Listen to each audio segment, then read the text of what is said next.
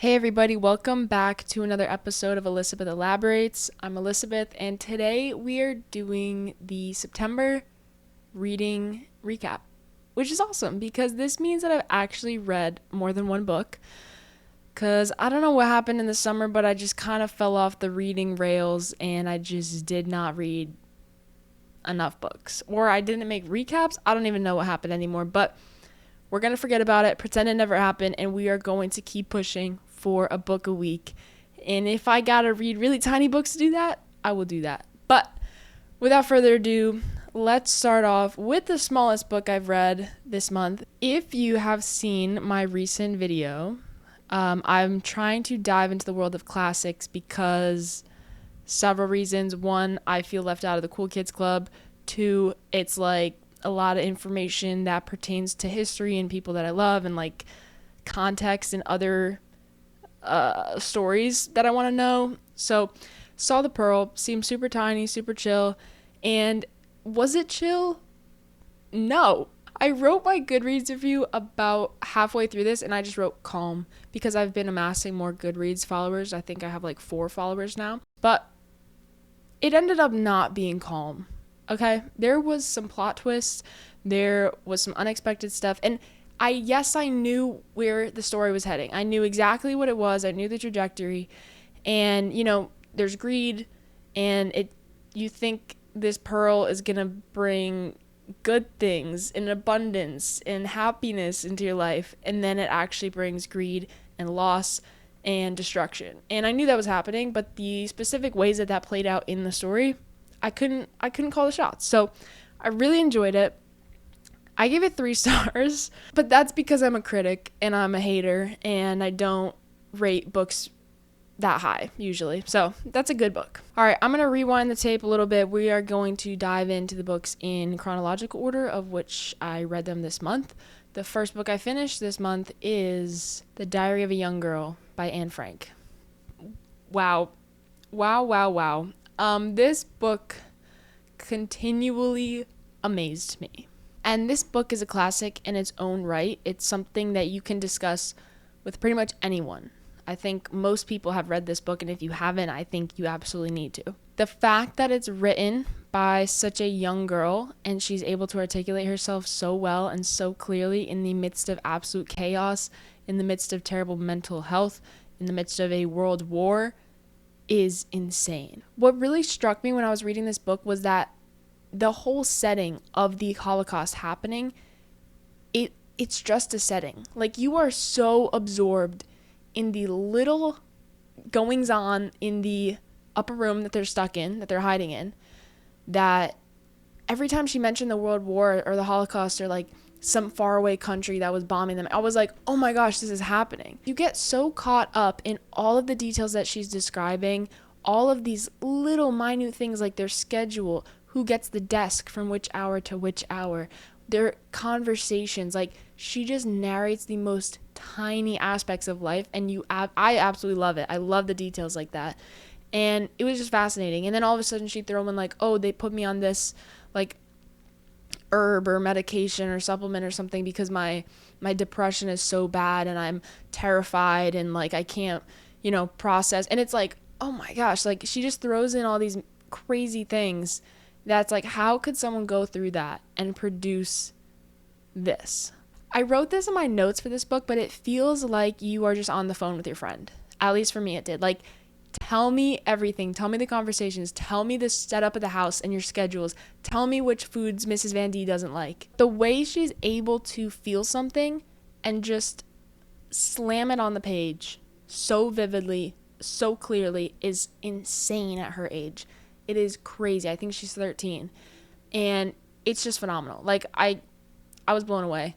It does definitely get boring. Like, don't get me wrong. I was bored because there's not like a story arc in a fiction book or something that has a driving plot. It's like, this is a journal entry. It's going to be repetitive, it's going to be somewhat mundane, but if you like all that stuff, it's really good. I just love how much she was able to express herself because you really see her thought process, you see her maturity, but then you can see how she's young and naive and things don't make sense to her and she's so stuck and caught up on these little things and these little moments and her emotions. It's just like the rawness of it is so good. And I also gave Diary of a Young Girl 3 stars, which seems low, to be honest, but I think the boringness got to me, just because it takes a while to get through.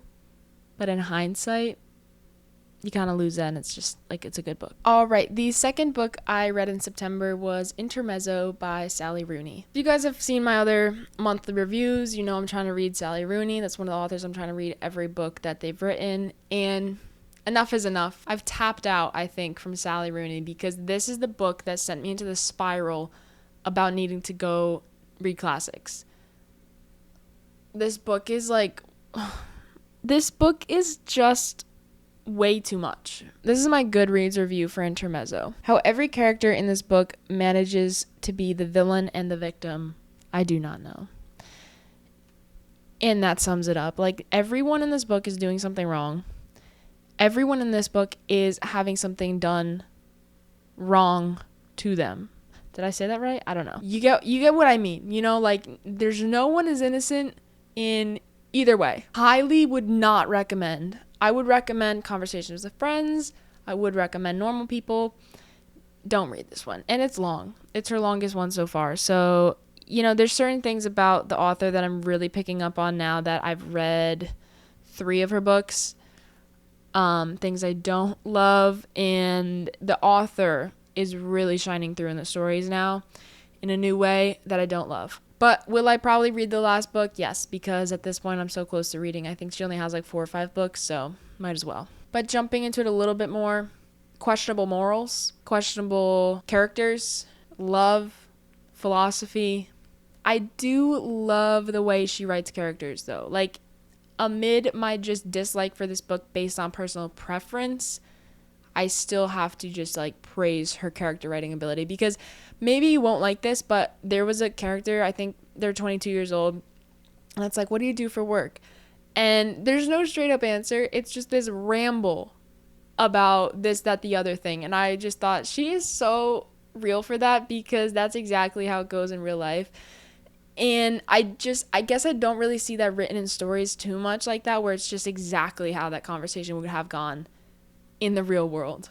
She also has some really cool descriptions of people. One particular line that I remember is someone had a face that was scrubbed clean, but it was the kind of face that looked like they usually had a lot of makeup on. And that painted a really vivid picture for me. Like, I can just imagine what that looks like.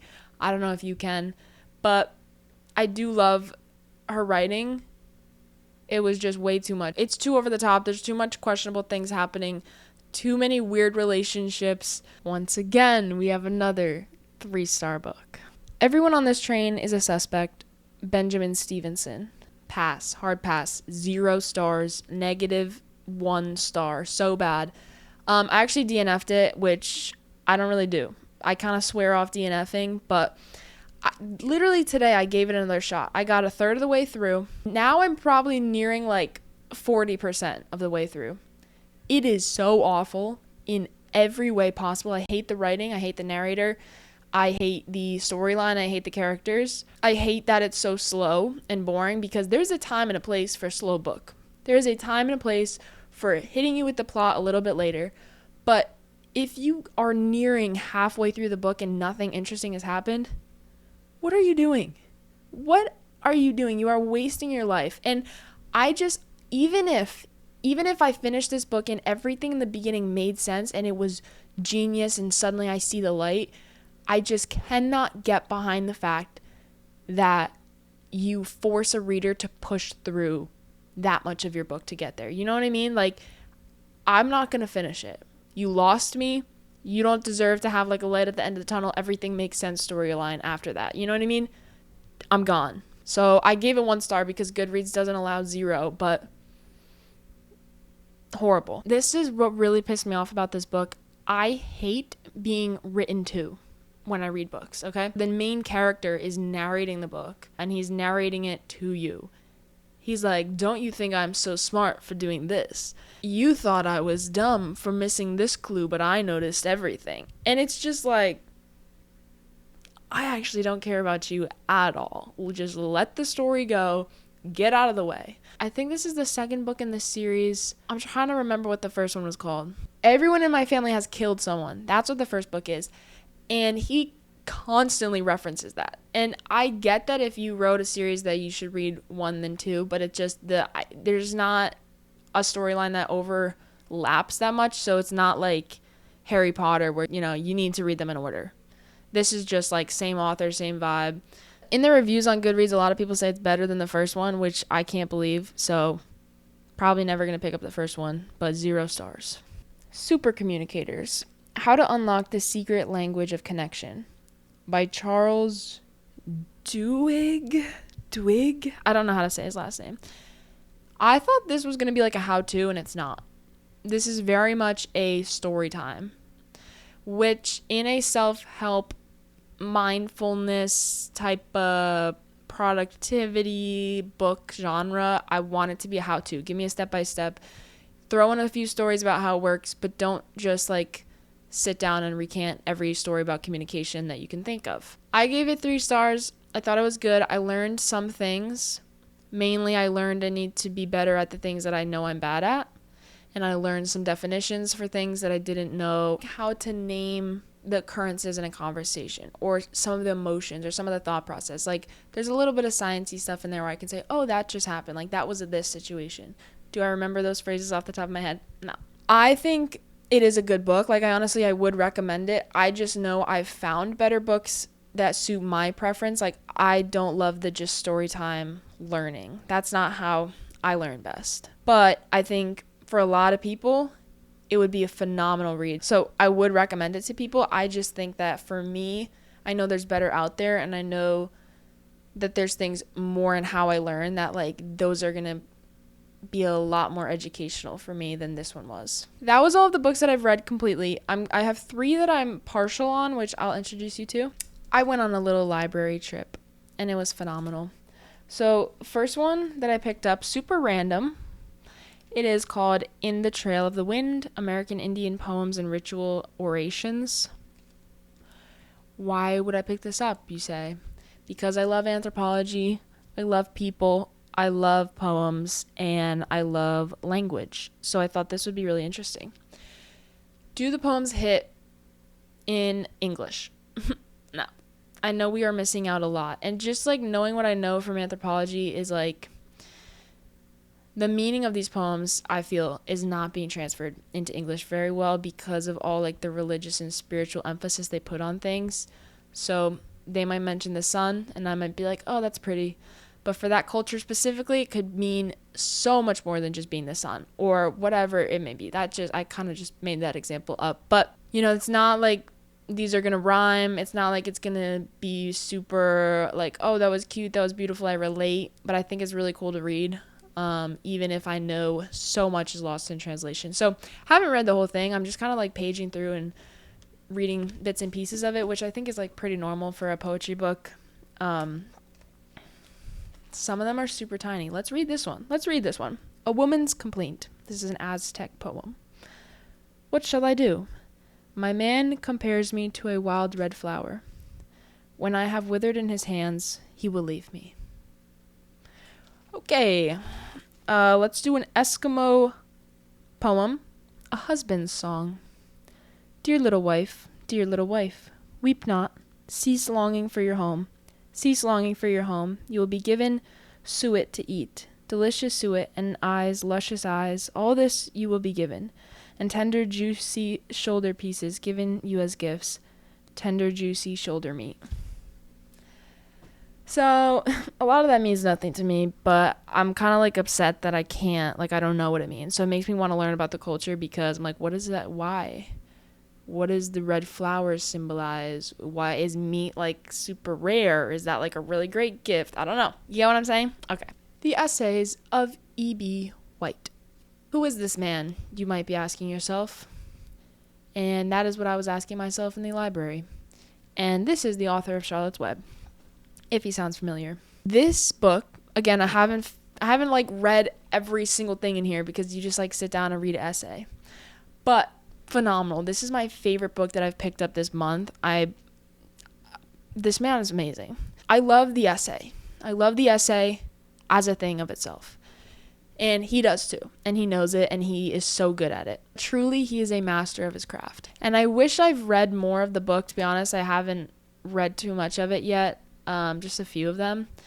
But it's going to be something that I just keep paging through as time goes on. When I have a moment to myself from like laying in bed, can't sleep. But it's just phenomenal. So I would recommend. And I can't really like tell you any stories or like things that go on because it's a collection of essays. So, you're probably going to find one that you think is interesting or compelling or somehow relatable to you. So I'd recommend picking it up. And finally, the cherry on top. This, I guess I'm going to put in October's recap, but maybe by the time September is over, because I'm filming this in a little bit in advance. I have a few days left. So I might finish it because I'm like halfway. This book has blown me away. Genuinely, again, we're on the classic thing here. I'm trying to dive into all the classics. This book is like my favorite book ever right now. I will recommend this to every person I know, especially my best friend, which I love reading things that bring other people to mind. My best friend would love this. She would love Lord Henry and just the way he speaks, the way he thinks, the way he manipulates Dorian. Sorry, I need to adjust my phone. But at the end of every chapter, I'm like, I can't put it down. I cannot put this book down. Genuinely. I try to read one chapter and put it away, and I can't because there's a little plot twist. There's a little cliffhanger. I'm in love with every character in this book. I'm in love with the way it's written. The way you just jump in and you're just a fly on the wall in the situation and like in the room. That's what I need. I don't need a long setup. I don't need an introduction to people. Just drop me in the middle of the drama and let me figure it out. That is phenomenal to me. You know what else is going on in this book? He mentions Romeo and Juliet. So now I got to read Romeo and Juliet to know what's going on. And this is exactly why I'm going to only read classics next month. But that's all for today, guys. What is that? A grand total of 7? Depending on if you count how I've read them or not. But I think that's really great for getting out of a reading slump. So I'm super psyched to finish Dorian Gray. And I'll see you in the next one. Let me know if you have any recommendations or opinions, suggestions, whatever you got. And that's it.